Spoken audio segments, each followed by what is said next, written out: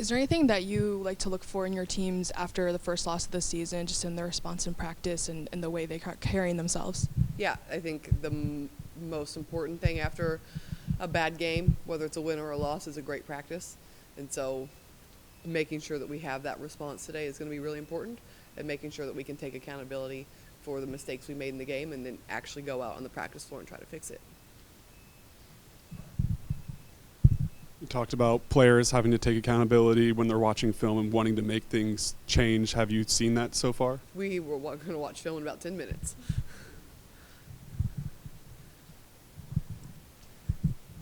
I know LSU is ranked higher and they're undefeated, but does this matchup feel a little more favorable than Sundays in some ways, in that they play a shorter rotation, they don't have as much size, that their dominant post is a lot shorter than Reagan Beers? Just what's kind of your anticipation of what this matchup might look like? I thought that until I started watching film, and I quickly took it back.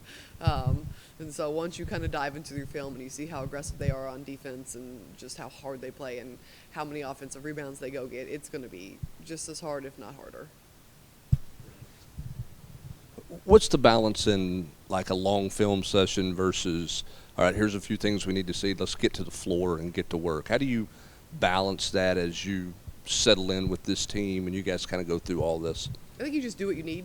So there are some games where you just need to get quick to the point and show them a few things they needed. This is not going to be one of those. This is going to be a long one. And then that's what you need right now. And so it's based off what you need and based off of what you need going into the next game. Is this going to help translate into our next game, or is this just going to waste time?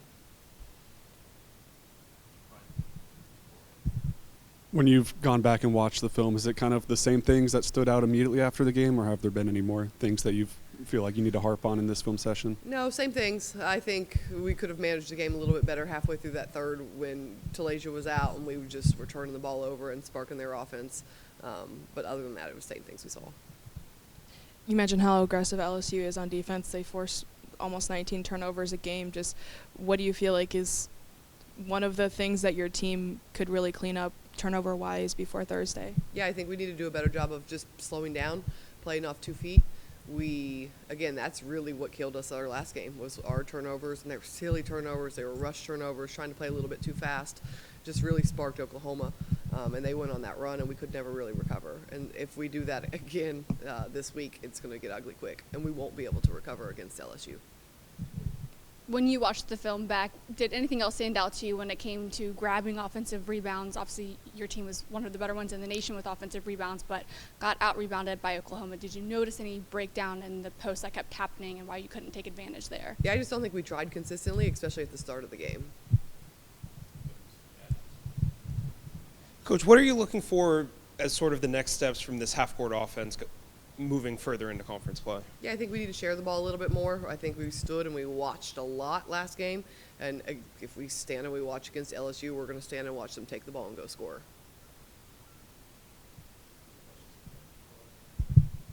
I feel like Samara is one of the better point guards that I've gotten to watch in person. Just how crucial has she been to this team's success, and how crucial would she be Thursday in managing the game and, like you said, like maybe slowing the team down when it needs to? Yeah, she's big. I think she has one of our highest basketball IQs. She's in the gym right now. So for me as a coach, that means a lot. She didn't like the way she played. She didn't have a good game. And she's up early and has already watched film this morning and has already been in the gym. And those are players you can win with. LSU is shooting about 50% from the field right now, or 49.3. What stands out to you about why they're so successful from the field? Yeah, they do a great job of just getting to their spots. They're, just incredibly talented at all positions. I mean, they can just go hoop. And so that's hard to guard in itself. And then they do a really good job of just getting downhill, getting to the rim. They play together. They share the ball well. So it's going to be a full defensive effort for us if we want to have a chance. You mentioned Samara was in the gym after the loss. Have you seen any other players who have been trying to put in the extra work before Thursday? I have not. There might be some in there right now. I did not go in the gym right before I came in here.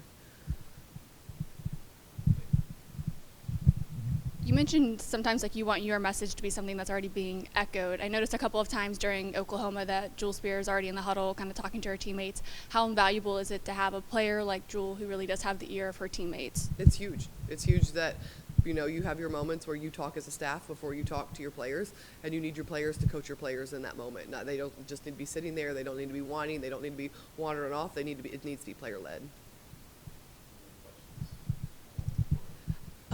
This is kind of off topic. There was a couple here on Sunday who drove here from Marshall and wanted to come see you coach here because they loved you so much last year. Just what's it like to hear something like that they would travel all the way here for a single game just because of one season at Marshall that you spent there? It's incredible, and I think it says a lot about West Virginia sports fans that they are incredibly just loyal to who you are, and we've had a few people come from the state of West Virginia all the way here, and the fact that they came during that horrendous snowstorm that they're having means that they're really loyal for that. But I've been really, really blessed to have good fans that continue to follow our career, and I've just appreciated it.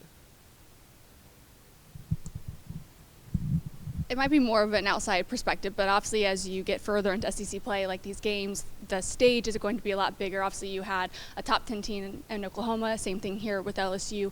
What do you need to maybe see from your players, or is it a message from you to make sure that they don't treat it like it's an upper 16, like they do just treat it like it's another basketball game? How do you keep their emotions and focus kind of even keeled? I think we just treat every game the same.